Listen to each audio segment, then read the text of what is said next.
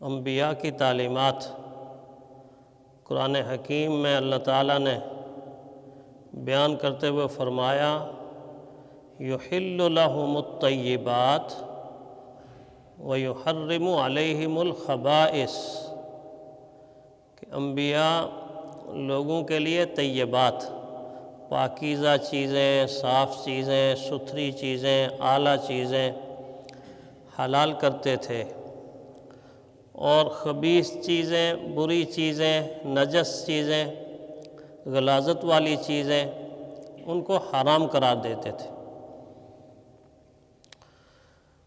چنانچہ دین اسلام نے حرام کی گئی چیزوں کو ایک ایک کر کے اپنے ماننے والوں کو اور پوری انسانیت کو سمجھایا ہے،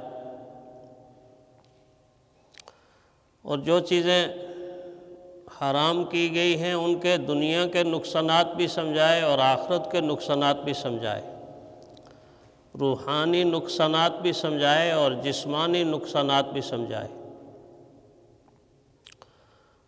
ان میں سے حرام کی گئی ایک چیز جس کی لپیٹ میں آج پوری دنیا ہے، مسلمان بھی ہے اور غیر مسلم بھی ہے، اہل ایمان کے لیے اس چیز کو حرام قرار دیا اور اس کو نجاست، گندگی قرار دیا۔ وہ چیز شراب ہے، نشہ ہے، جو انسان کی اعلیٰ صلاحیتوں کا قاتل ہے، بہترین صلاحیتوں کا قاتل ہے، انسانیت کے لیے مہلک ترین بیماری ہے، بلکہ سینکڑوں بیماریوں کی ماں ہے۔ دین نے اس خطرے کو ہائی لائٹ کیا، بہت ہی عمدہ سادہ انداز میں سمجھایا، ترتیب کے ساتھ اس بیماری سے اہل ایمان کی جان چھڑوائی۔ یہ وہ مہلک ترین بیماری ہے جو انسان کی اعلیٰ ترین قدروں پر حملہ کرتی ہے، اور اس حملے میں اعضائے انسانی میں جو سب سے بہتر اور اعلیٰ اور قیمتی اعضاء ہیں انسان کے، ان کو فوراً متاثر کرتی، فوراً ان پر اٹیک کرتی۔ آپ جانتے ہیں کہ انسان کو فضیلت جس بنیاد پر ملی ان میں سے ایک چیز انسان کی عقل ہے، انسان کا دماغ ہے، انسان کی سوچ ہے، انسان کی فکر ہے۔ باقی جانوروں میں اور انسان میں یہ فرق ہے کہ انسان عقل و شعور رکھنے والا ہے، اور اس نشے کا سب سے پہلا حملہ، مہلک ترین حملہ، خطرناک حملہ، ہیبت ناک حملہ اور ہولناک حملہ سب سے پہلے انسان کی اعلیٰ ترین صلاحیت، اعلیٰ ترین عضو، اعلیٰ ترین جسم کے حصے عقل پہ ہوتا ہے۔ عقل انسان کی متاثر ہوتی ہے۔ یہ وہ قیمتی متاع ہے اللہ کی دی ہوئی عقل کے، اس کے باقی رہنے سے ہی ساری کی ساری اخلاقیات باقی رہتی ہیں۔ عقل ہوگی، شعور ہوگا تو انسان کو پتہ ہوگا یہ حلال ہے، یہ حرام ہے، یہ جائز ہے، یہ ناجائز ہے، یہ اچھا ہے، یہ برا ہے، یہ نیکی ہے، یہ گناہ ہے۔ رشتوں کی پہچان عقل کی بنیاد پر ہوتی ہے، یہ بیٹی ہے، یہ بہن ہے، یہ ماں ہے، یہ بیوی ہے۔ اور اگر عقل سے انسان فارغ ہو گیا تو پھر سب کچھ خلط ملط ہو گیا، سب کچھ خلط ملط ہو گیا، نہ اس کو چیزوں کی پہچان، نہ اس کو رشتوں کی پہچان، کوئی چیز بھی باقی نہیں رہتی، اس کے نزدیک حلال حرام کا کوئی پیمانہ باقی نہیں رہتا۔ کتنی بری بری چیز ہے یہ نشہ کہ سب سے پہلے انسان کی اس قیمتی چیز کو متاثر کرتا ہے کہ جس سے انسان قیمتی اور اعلیٰ کہلانے کا حقدار بنتا ہے۔ یوں سمجھیے کہ انسانی جسم میں دو دال ہیں، یہ جو ہم دال لکھتے ہیں، اور دونوں بہت قیمتی ہیں، دونوں بہت قیمتی ہیں۔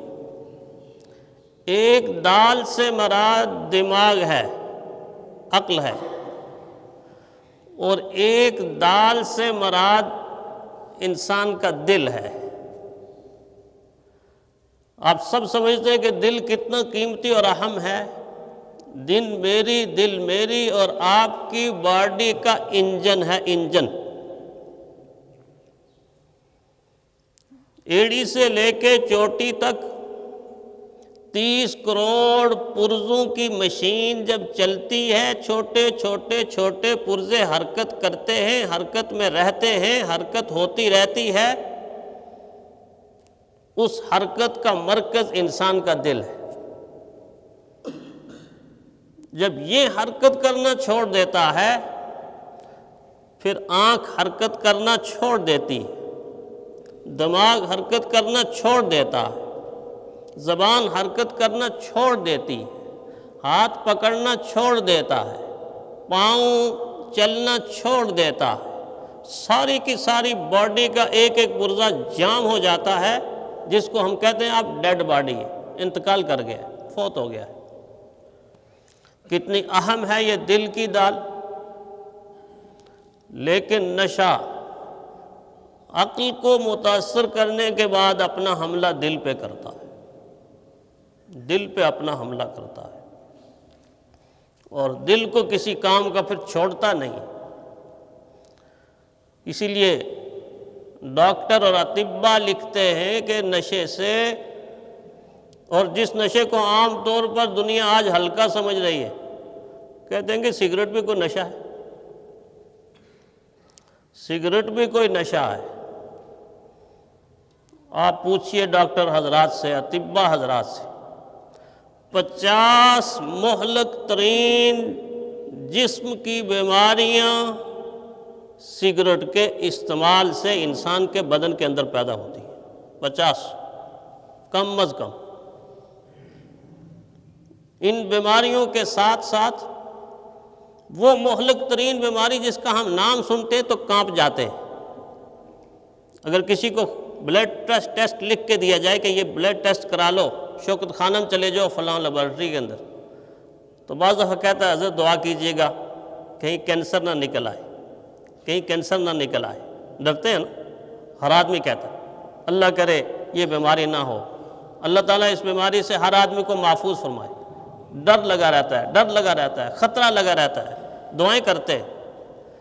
لیکن ڈاکٹر حضرات کہتے ہیں 20 قسم کا کینسر، 20 قسم کا کینسر سموکنگ کرنے سے پیدا ہوتا ہے، سگریٹ پینے سے پیدا ہوتا ہے، جس کو ہم معمولی سمجھتے ہیں، لوگ اس کو نشہ بھی نہیں سمجھتے۔ شیطان تو ایسی عجیب چیز ہے کہ وہ تو شراب جیسی حرام چیز کو بھی لوگوں کے ذہن میں ڈالتا ہے کہ یہ بھی کوئی اتنی اہم نہیں، بس معمولی سی چیز۔ ایک خاتون مجھ سے کہنے لگی بیٹے کا رشتہ نہیں ہو رہا، دعا بھی کر دیجئے گا، اور آپ کے پاس لوگ دعاؤں کے لیے آتے ہیں تو رشتے بھی آتے ہوں گے، تو کہیں اچھا سا رشتہ بتا دیجئے گا۔ تو میں نے بیٹے کی حالت پوچھی کیا کرتا ہے، تو بہت خوبیاں گنوائیں، بہت خوبیاں گنوائیں۔ اور آج کل معاشرے میں ہے ہی ایسا کہ اپنے بیٹے کی خوبیاں ختم نہیں ہوتی، اور دوسری کی بیٹی میں خامیاں ہی خامیاں نظر آتی ہیں، خامیاں ہی خامیاں نظر آتی ہیں۔ عجیب پیمانے ہمارے ہو گئے، اور خوبیاں گنواتے گنواتے کہتی ہے اس میں کوئی خامی نہیں ہے، بس کبھی کبھی تھوڑی سی ڈرنک کر لیتا ہے، کبھی کبھی تھوڑی سی ڈرنک کر لیتا ہے۔ اس کا مطلب یہ ہے کہ اس کے نزدیک کوئی یہ اتنی بڑی خامی نہیں تھی، تو میں نے عرض کیا آنٹی یہ جو آپ کہہ رہی ہیں کبھی کبھی تھوڑی سی ڈرنک کر لیتا ہے، اس کے بارے میں اللہ کے نبی نے فرمایا ہے یہ ڈرنک، یہ شراب ام الخبائث بھی ہے، تمام خبیث غلیظ پلید گندی چیزوں کی ماں ہے، ام الخبائث بھی ہے اور ام الفواحش بھی ہے، فحاشی، عریانی، بے حیائی، ان سب کی ماں بھی ہے اور ام الخبائث بھی۔ اللہ کے نبی نے تو یہ فرمایا۔ اللہ کے قرآن نے فرمایا انما الخمر والمیسر والانصاب والازلام رجس من عمل الشیطان۔ 4 حرام چیزوں میں پہلے نمبر پر شراب کو، انما الخمر، یقیناً شراب شراب شراب، پہلے نمبر پر شراب کو رکھ کے 4 حرام چیزوں میں فرمایا رجس من عمل الشیطان، یہ غلاظت ہے، گندگی ہے، پلیتی ہے، شیطانی عمل ہے، فاجتنبوا، اس کو چھوڑ دو، اس سے الگ ہو جاؤ۔